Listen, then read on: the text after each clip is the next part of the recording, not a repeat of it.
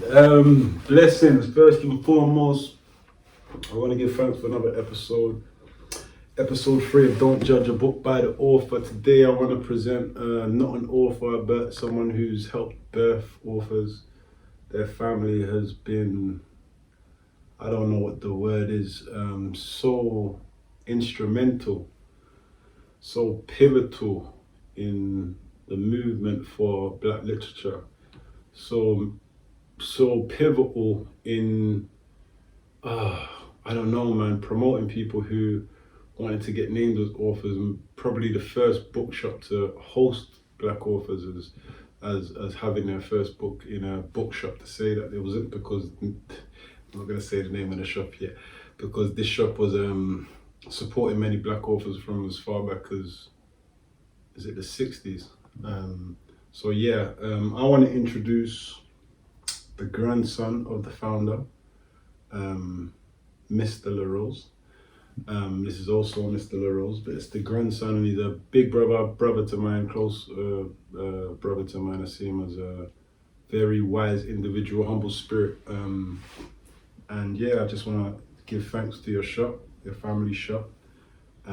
Before I introduce you, but guess today we have none other than Renaldo LaRose from New Beacons Bookshop, Stroud Green Road, Finsbury Park. Yes, and none other than my brother Renaldo. Welcome to the show, my brother. Respect, my brother.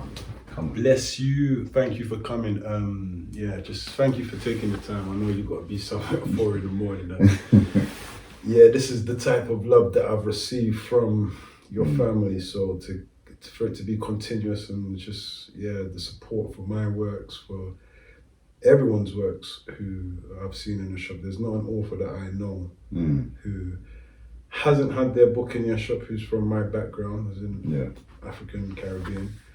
And then there's also people who I can't wait to connect with you because they've heard about your bookshop and they want to have their book in your shop. I just thank your family for the support they've given me. I'll get into that later, but thank you in advance for the support you guys have given me, your mum, your father, and your granddad just supported me. Even on the first time I ever did a podcast, it was your father who said to me, use the building, and I was able to film there for free, and you'd always go more than above and beyond for myself. So I just want introducing you just from the jump. People knew Beacons have supported Robin Travis, Prisoner to the Street, Mama Can't Raise No Man, Freedom from the Street, in ways that I can't put into words. So it's important work that you've done and you put together there. Do you know what I mean? Those 3 books are mad important, firstly. And yes, you can. Secondly, it's the real. And secondly, it's like, this is the imprint that my granddad left for us to do. Do you get what I'm saying? Like, that was his thing. It's not just about selling books. It's more than that, and helping as much as we possibly can within the community. As you say that, it's not just about selling books. I want you to tell people what New Beacons Bookshop is about when they first came into business, so to speak. But tell us also outside of the business aspect who New Beacons are. But for those people who have no idea, what is New Beacons Bookshop? The New Beacon Bookshop, it was founded by my granddad and his partner, Sarah White. They were both no longer with us now. Rest in rising power. Rising power. 100. They started it in 1966. So it's the first, it is, and still is, the first Black bookshop in the UK. Wow. Do you know what I mean? And my granddad's the type of person where education was key for him. 66, sorry, I'm just 66. sitting on 66. So you got to understand the time. I've heard you, but 66, I'm just sitting on. Yeah, it's mad.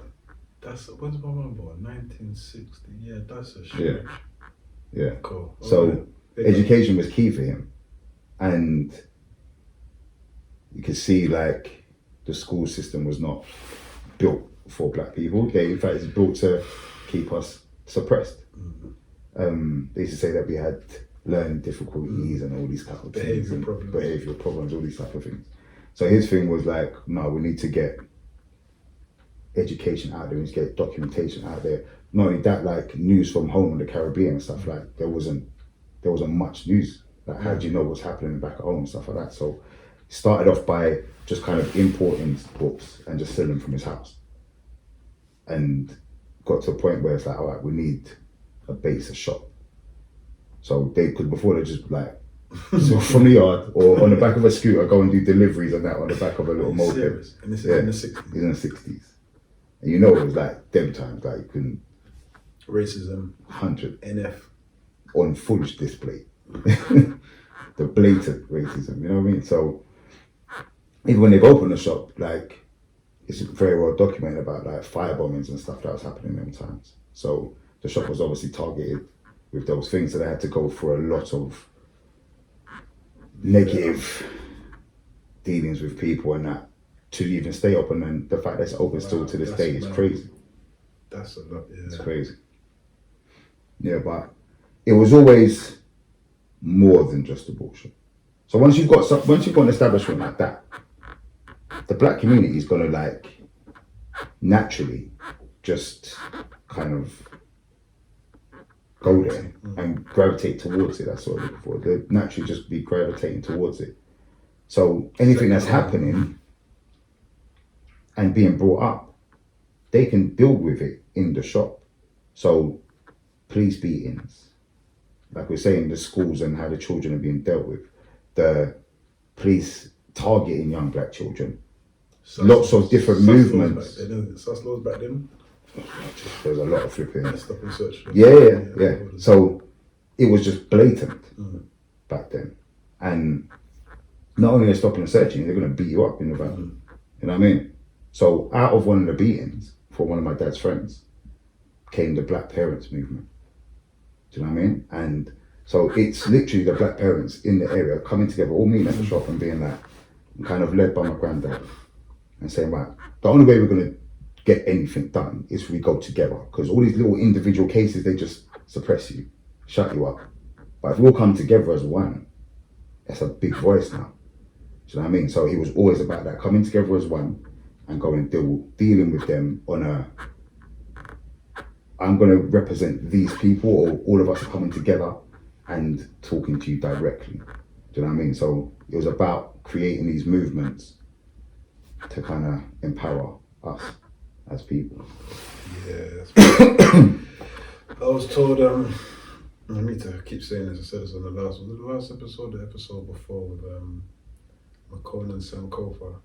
I was saying that my grandfather, I believe, I was told he was a part of something happened in rugby back in the day, but Lyndon Waters was saying to me that you need to do more research. He's heard about my granddad as one of the first to start the Caribbean thing in his house, where people used to come and talk on him. Yeah. I'm only hearing this for the last 365 days, the last year, so I haven't had time to find out. Process that, maybe your family, I might just talk to you.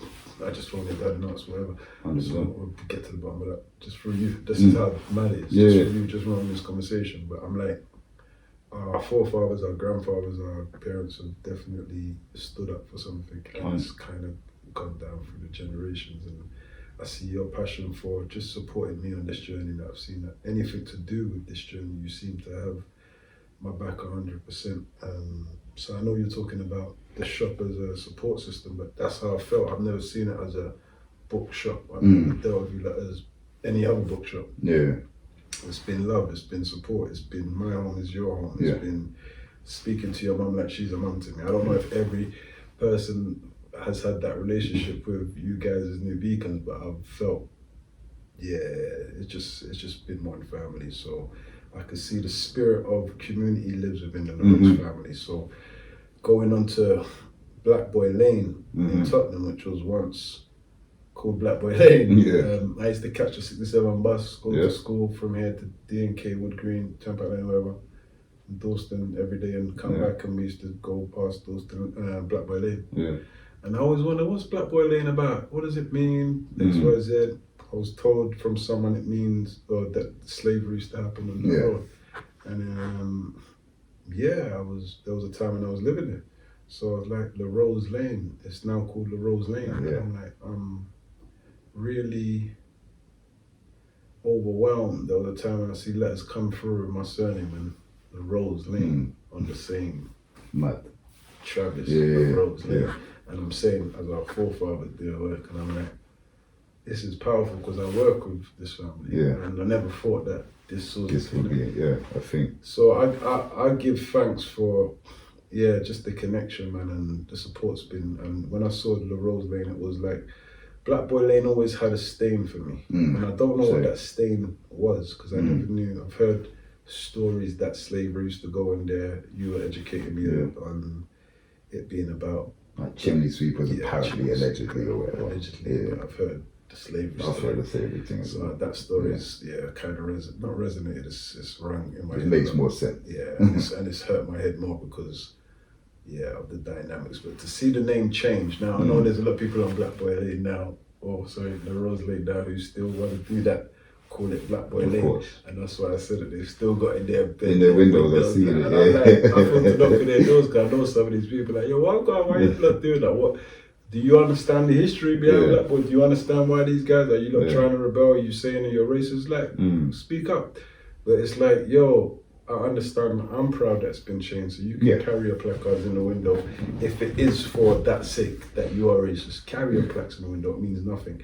It's officially been changed now. And for me, as not only being the first black shop, New Beacons, I want to give credit to your family for standing for so much that they gave a street after you. I'm not a fan of the MBE crap, but I'm sorry, crap will be taken as political. I'm not a fan of the MBE and the OBE stuff just because I'm a Zulu and my family had war with the Zulus directly, so it's personal. So I'm not gonna. My family was killed in the name of the empire, so I wouldn't be proud of that if that was the case. But to have a street named after you, especially as guys who like to represent the street, happy and Tottenham and say they represent. Imagine the ends was after you, your baby a street, but to be represented, not for negative, but to represent that I'm proud that my family's come here and put in so much work, not no gangster street. Now that we actually got a street after, that's powerful, and that's off the back of being the first black bookshop. So anyone who doesn't know the history as to what that name being changed, you can give some more insight to if you want, but I just want people to know that for me, that's not just the renaming of the street, it's the renaming of the work that was done that's it. From the family. And that's, I've never spoken to you, your views on that, but that's just me sharing to your mind. So for you to, I'm like, okay, so. Well, my take on that as well, because I used to live Haringey Road, which is like literally 10 minutes around from there. Right? So I used to see that as well, and I'd be like, bro, what's that about? The first one I saw it, I was like, nah, it's mad still. But it is what it is, everybody just kind of got on with it, so you just kind of get on with it, do you know what I mean? And as you said, there are different stories that go around the back of it and stuff like that. But my thing is, we know the Rose Lane and where that's come from and who that is. There's no question about that. You know what I mean? There's no like, oh, is it this or is it that? And that's the reason why his name was even nominated for it. Do you know what I mean? So for me, that's what matters here. And so some people are going to be attached to the name for whatever reason.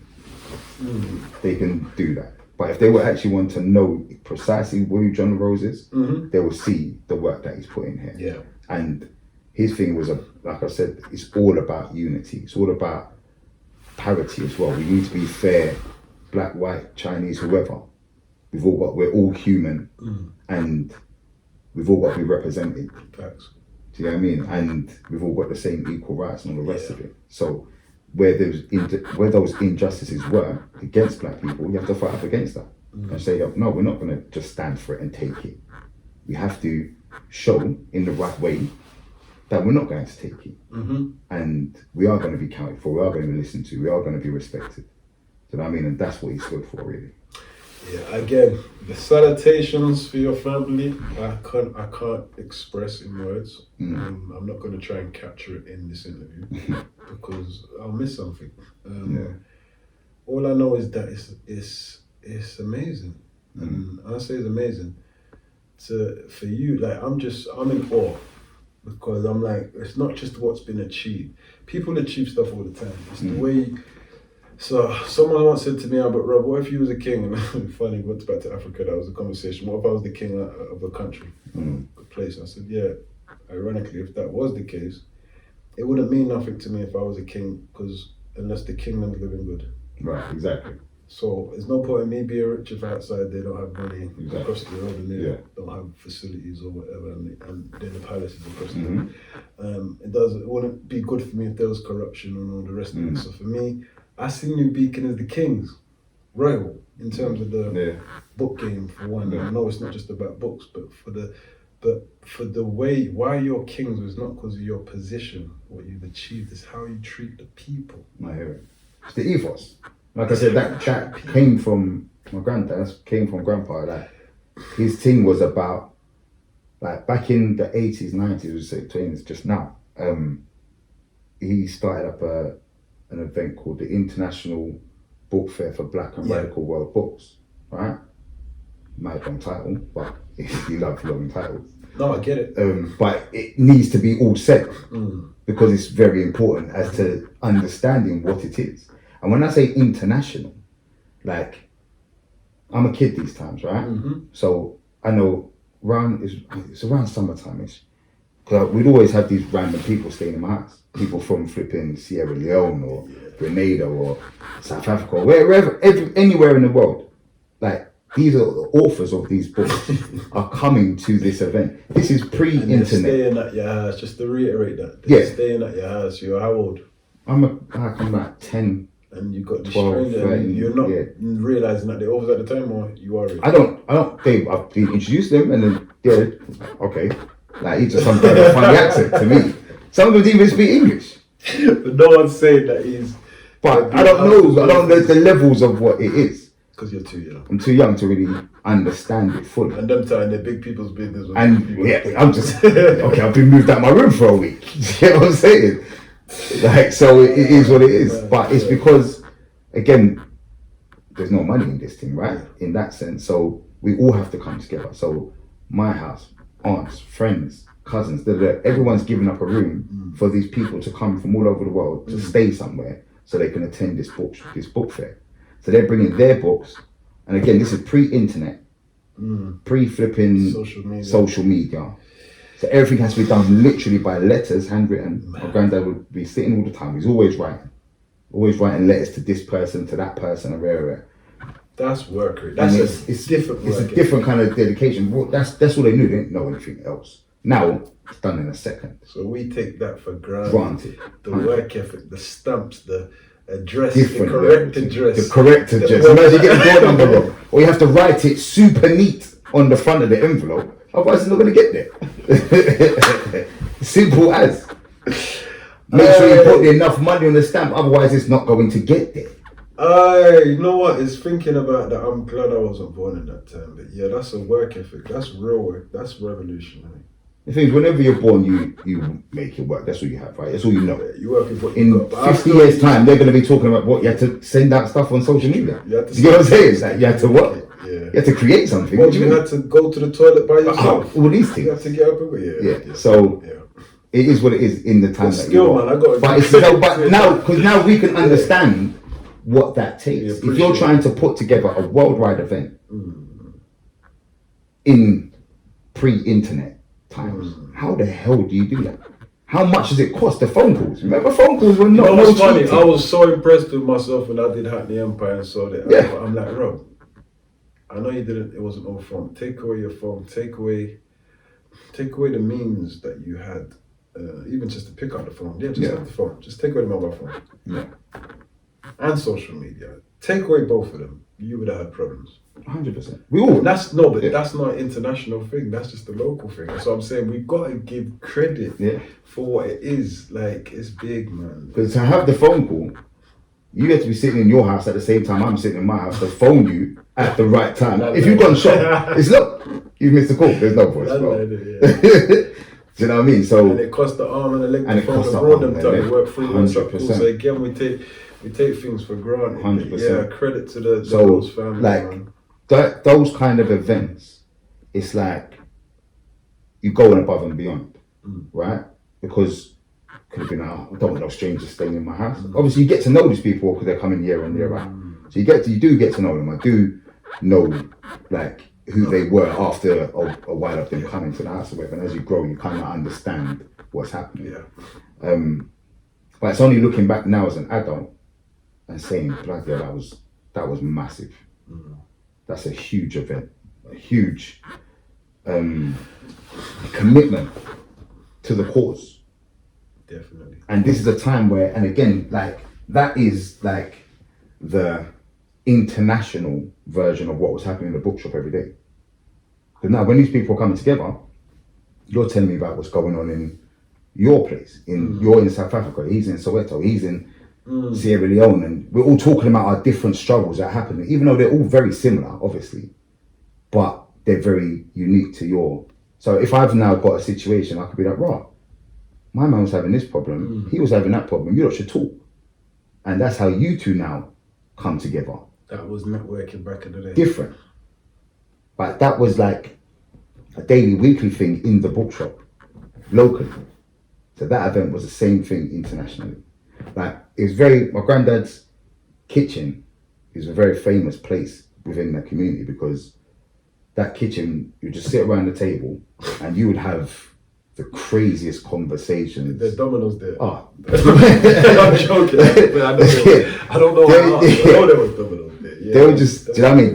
That was the hub of where things, when all these events are finished or the shop's closed and everyone's going, they'll go back to his and just jam in that kitchen around that table. So, just, it might sound like an ignorant question because the age I'm at, and you said it's been around from the 60s. Has it always been in Finsbury Park, Stradgreen Road? Hasn't moved. Are you serious? 76 Stradgreen Road. Are you serious? 76 Stradgreen Road, N4 3E. No change of Never address. changed. Never changed. Never. Since 1966. It's still there up to today. For all the firebombing, for all the harassment, for all the whatever, through perseverance is what's kept it going. And the community, man. Because a few years ago, it was going to close. I remember Cobra. Right. Yeah, just before. There was a campaign just before COVID. Because it was going to close. It was. No, it wasn't going to close. I know you said. I know you know what you say. It wasn't. There was speculation. Yeah. Let's say it like that. It was not manifest. That it wasn't ordained. But the community came back together. Again, like, big up the community for that as well. 100%. I want to shout the community because you get what you put in, so you got back what you gave. You gave the love and you got it. It needed the awareness again, and it didn't have that. It hadn't caught up with technology. It didn't have a website. Didn't have social media. Do you know what I mean? So those things needed to be put in place. And once it was, the community heard about it and knew about it, supported it in abundance. And it's not only the first bookshop; it's one of the first black publishing. 100%, yes, it is the first black publisher. Again, see, this is the thing. I'm glad we cleared it up right now, and I just don't know where that download came from. Because what it was is that I was published by the Express, got another bio, and I think for years someone had said to me that was the first publishing company. But then I never heard about New Beacons at the time. I was ignorant to writing. I've probably been past that shop 1,000 times, looked in it and just carried on walking when I wasn't interested in books, because I used to come home W3 sometimes. You have to pass it, But I wasn't interested. Even when I was boxing, I was boxing for Islam Boys. So I would still come past. That's when I paid more attention to it, but then I'm in my 18 onwards. So, but what was I going with this? Sorry, I've just been digressed. What are you saying just now? I was mentioning. You said that because I've got that in my head, bro. I was mentioning the something. There was a reason I was mentioning the shop, because for me it's like that community spirit hasn't really stopped for me. Like it's still come back to now. It's still working right now. So we still have events there. When I released my book, we did an event there. I've spoken there at an event before. We still bring the community together, and there's still a lot being done. But I never thought that I would be involved in that bookshop in any capacity. I never knew what it stood for. And I was going back to the publishing things, what I was talking about.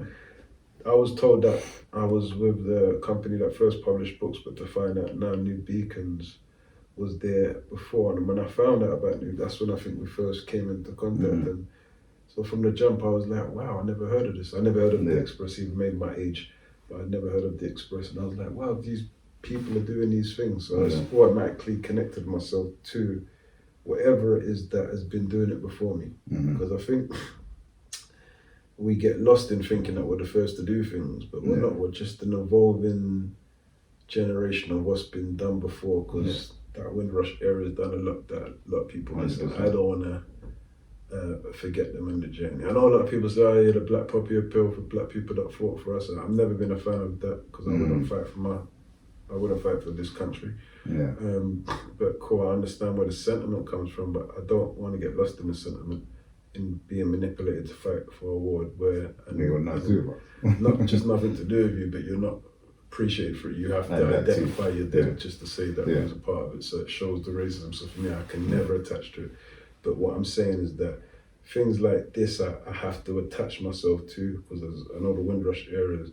I'm so grateful to them, and I feel like they must feel so what's the word? Underappreciated. Unappreciated. I feel like the Windrush generation must feel underappreciated because a lot of people don't really understand, even from our grandparents or whoever coming here and not having no family and doing things alone and just loving us where they wasn't given love, and just even settling as black people into a country, learning what that's like to be the first black and being called coconut when you're not sure how to balance yourself. It's like a real social struggle. So thank you to your family for giving the people the knowledge and the information to access when they're trying to search for themselves through that generation.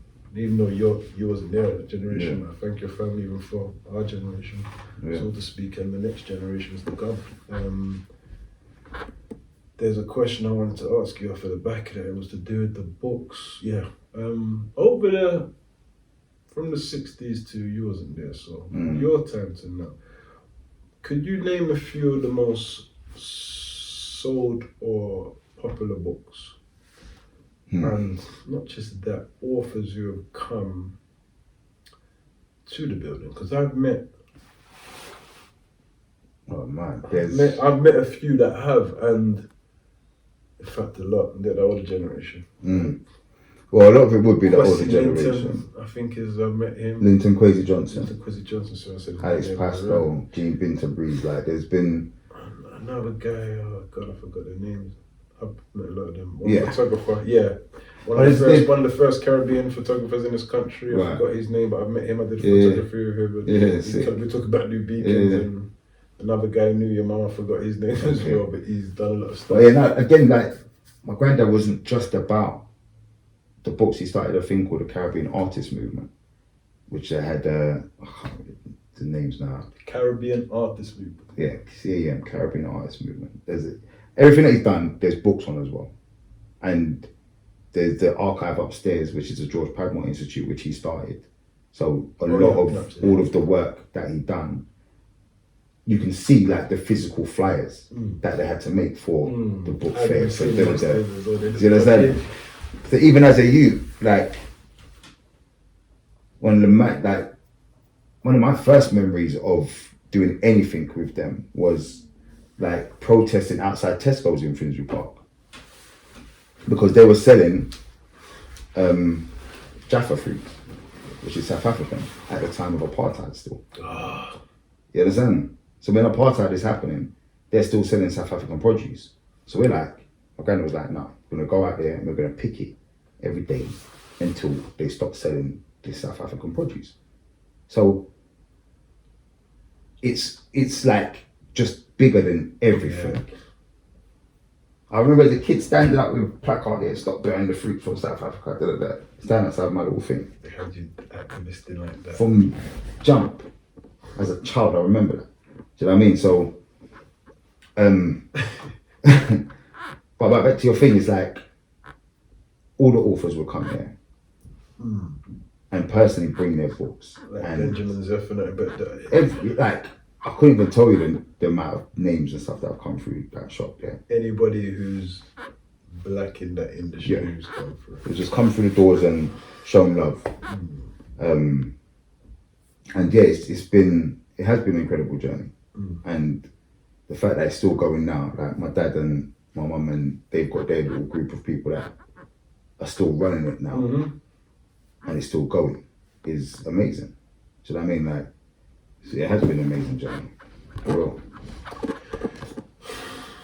And trying to now evolve it into having the events there, like having yourself and others come and speak, having people come and do poetry nights, having people come and do from, like you say, from podcasts and stuff. There was at one point we was doing like little night class stuff upstairs in the George Padmore Institute as well. Do you know what I mean? So the evolution of what my granddad has started is still going.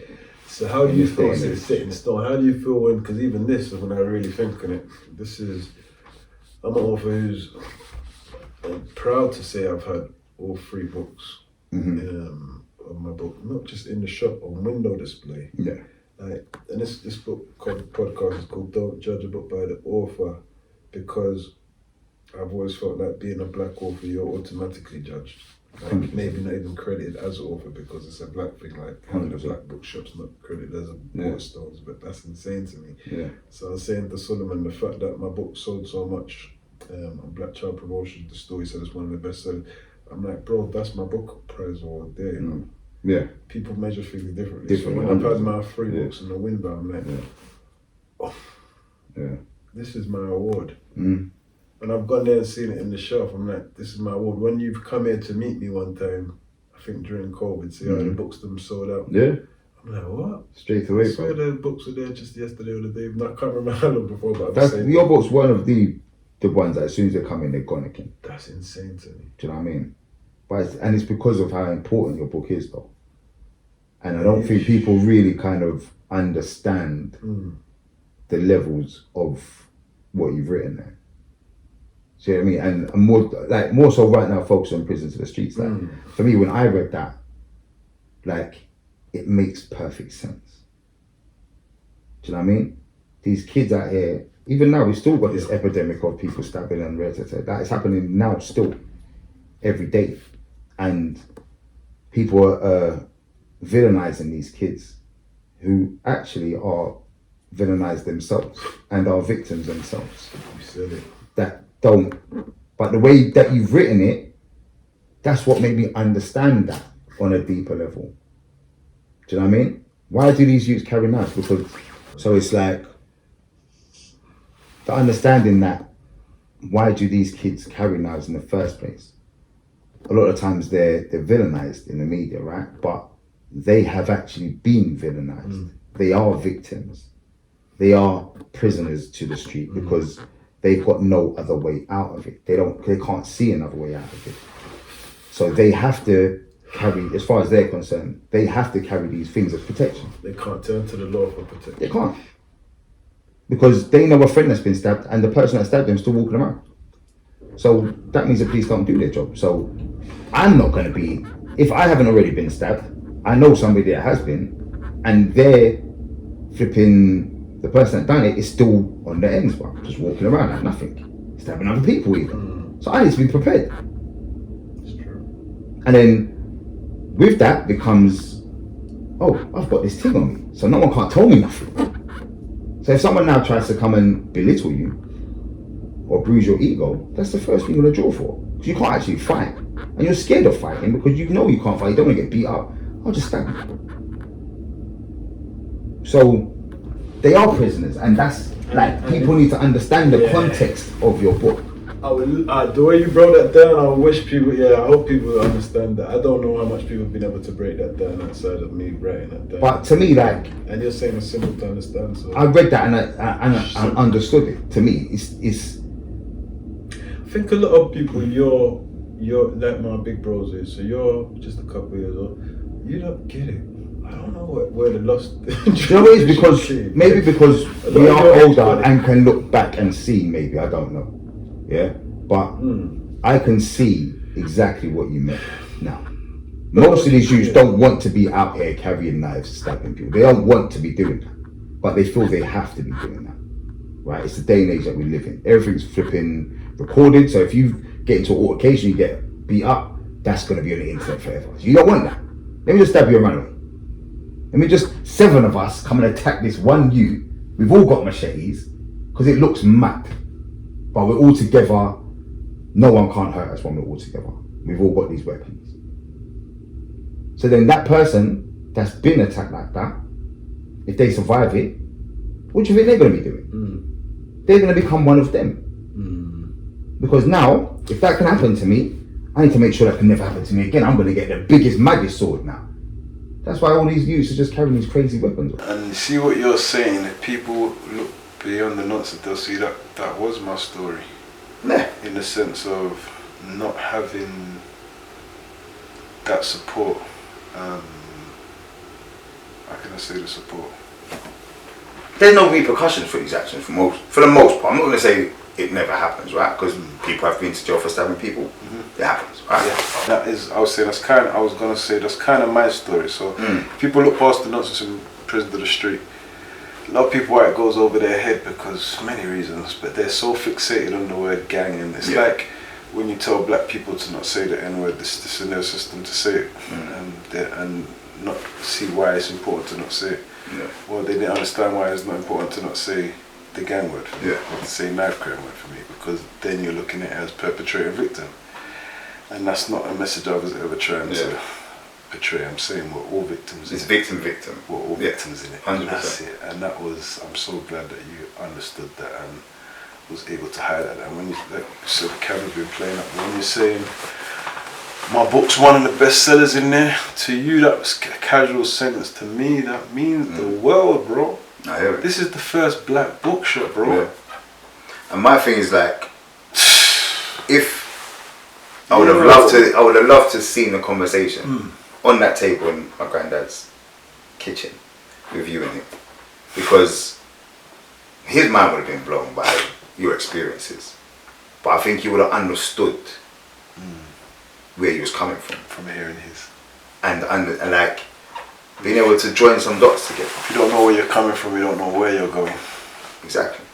And his thing was, he's big on education, including himself. So it would have been education for him as to what we as young black men are going through, or young black boys are going through on the streets, and the effects that it then has on us. You know what? I'm concerned it would have been heartbreaking for him. Probably would have been. And I say it for what it is. Yeah. And this is why, one of the main reasons why I can't return to a life of ignorance on the streets.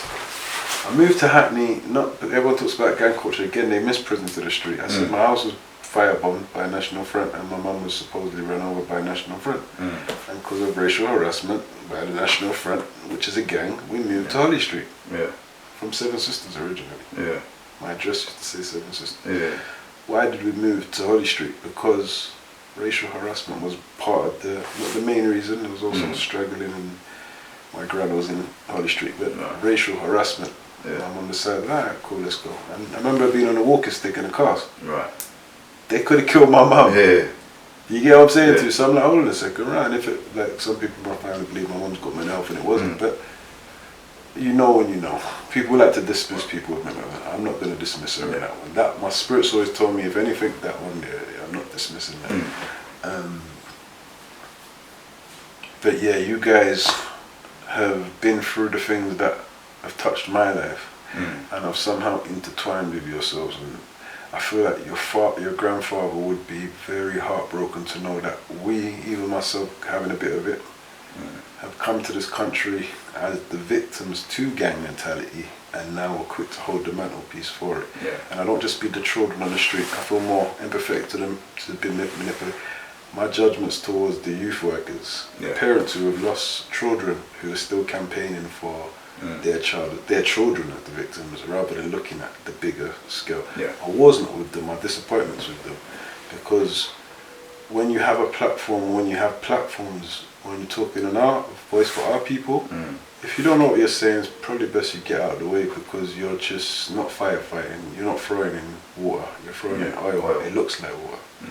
And that's why I commend your family for not just throwing in water from the 60s, but for continuing. And I think me and your granddad speaking, someone said Tupac, and they would love to smoke a spliff with Tupac or something like that. And just reason, I feel like when you said that, I got those type of vibes. I'm not comparing myself to Tupac by any means, or to anyone great by any means. I'm just saying I know I've got a great mind when God's got me straight.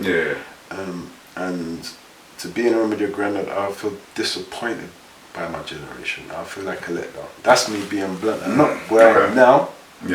For the fact that the same streets that they used to, Hoxton, have to fight for us to be in, we've now come to this, destroyed it. Something else. Destroyed it, not by our knowledge of self, because again we're prison to the street. But even after realising we're prison to the street and realising what the forefathers before went through, we still want to gravitate to our OGs from the street rather than our old generals from the Windrush era. We still want to look up to an older who's been to jail rather than an older who's opened a bookshop, and we still have a prison to the street mentality in our adulthood where we don't. I've never seen you invited on a platform before. They would invite a rapper on a platform and talk about like it's nonsense. But it's something that you said earlier before we was even, and it's like this is all done by design. Everything you just said is done by design, right? So they make us see all the shiny, beautiful things, the girls, the cars, the rappers. Anything of substance pushed to the back. So how do you, like, this is what you need to, you want to just get that, and you want it now. So how do you get it now? Either be on the roads, do sports, or do music. Those are the three options that you've got. Anything else doesn't matter. You just got, that's your goal. Just aspire to be that, have the most money, the most girls, the most cars, the most. It's all done by design. Do you know what I mean? For sure. Because doing a book podcast is lame, right? There you go. Having the bookshop is lame. Being educated is lame. They're still in this Fresh Prince and don't want to be caught and stuff. I get it. Yeah. So yeah, again, just commendation, man, and again, I just have to say it one more time. I'm so grateful not only to have my books in the shop, but to know that they sell as soon as they come. And and it's beautiful to see that as well. It's just the support your family's giving me, and I know, Mum, if Mum gets to see the show, if you get to send her this link, I'll send it. Mum, thank you so much for always having me like I was your own birth son. Like, this is nuts. Like, I've felt support from your mum, just words of comfort, financial support even when I've been in certain situations in Africa. And I got rubbed for my books.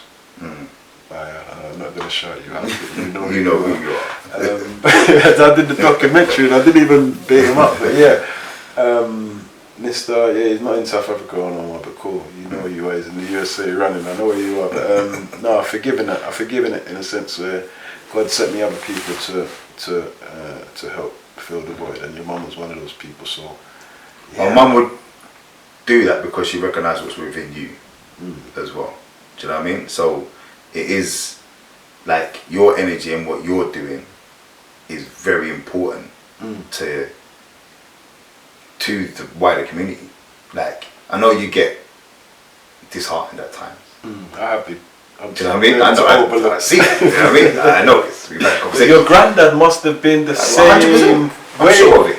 Yo, yeah. I'm sure of it. But you have to just keep going. You have to do something different. And that's what you're doing now, doing this podcast. You've got the movie thing, you've got the series thing. Like, you've got to just keep doing it because the words that you are saying are important.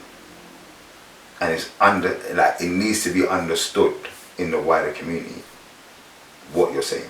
Because everyone, like you say, they just hear the word gang and everyone uses their buzzwords. You're not using those buzzwords. That's why your message isn't getting across to them. Because you're coming with a solution, and not even a solution, you're coming with the root issue. Because you fix the root issue, you fix the solution, right? I know. But they always say the money isn't in the cure, it's in the medication. So you already know what's going on. Do you know what I mean? So, but all you can do is what you can do.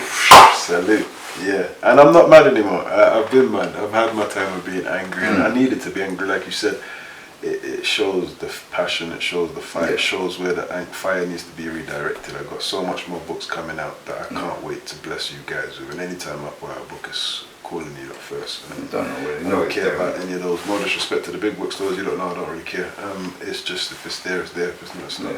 But New Beacon, that's my heart. And as you're talking, I'm going to say something to you off camera because you've just given me an idea. Your grandfather's memory will be honoured through me this year. That's all I'm going to say, because you've given me an idea.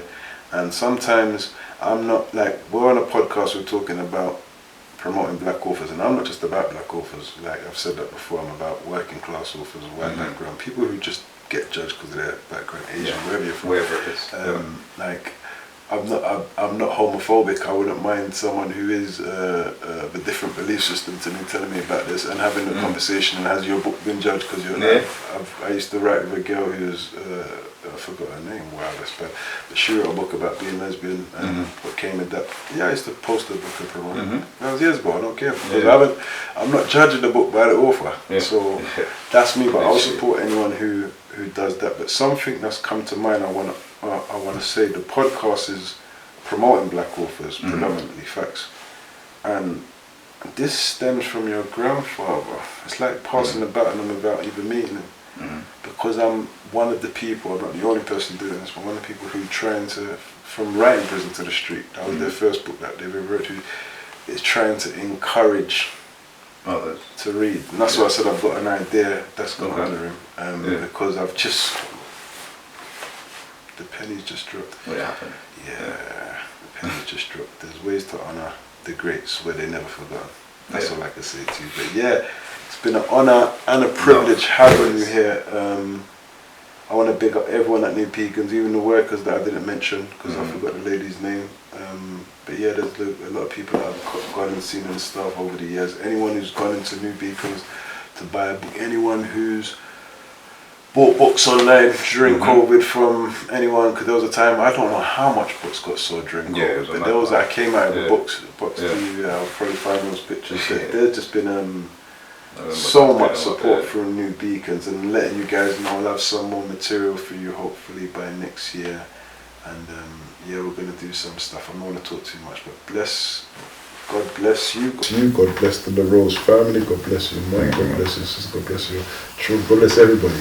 Because your family has shown me love, so it's one love, one family, and again, congratulations. It's not something that I will never stop celebrating, and I wish more people do. Congratulations on being the first black publishing company and the first black book shop in the UK, and thank you for continuing the legacy of your grandfather. Love you, bro.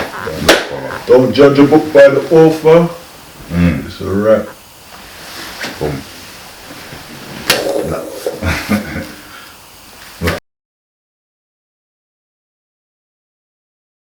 Everything that's beautiful is in that moment. Yeah? You can smell the cookies and you're wondering, is that Akin Swordfish in the background? Like, what is this? It's one of those moments where everything is beautiful.